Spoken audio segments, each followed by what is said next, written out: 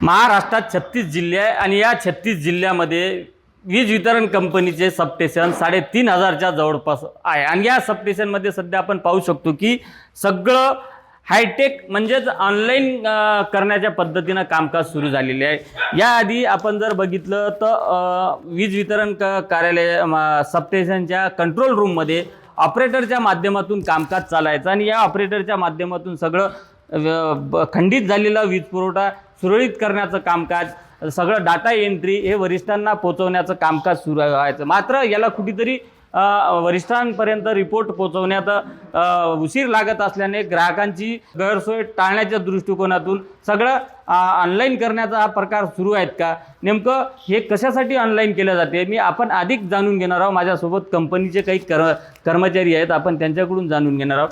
काय सांगाल तुम्ही, हा नेमका काय प्रकार आहे? सर, हा प्रोजेक्ट आहे सबस्टेशन मॉनिटरिंग सिस्टीम। हा प्रोजेक्ट आपल्या राईट वॉटर कंपनीने, नागपूरमधल्या कंपनीने घेतलेला आहे।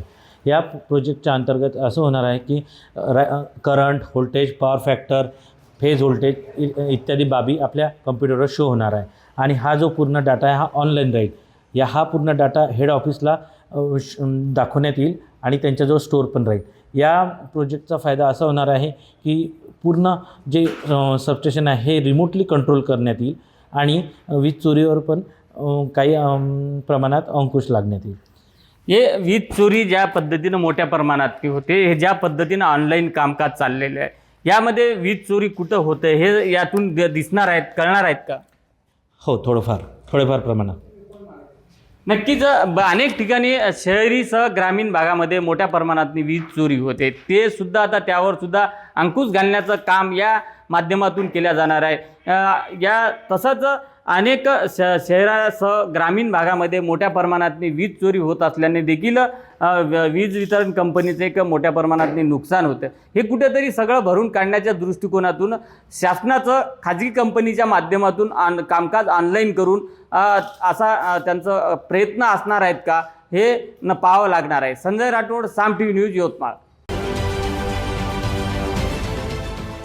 देश विदेशातील प्रत्येक घडामोडींचे लाईव्ह अपडेट मिळवण्यासाठी आता साम टीव्हीच्या सर्व सोशल मीडिया प्लॅटफॉर्मला लाईक, फॉलो आणि सबस्क्राईब करा।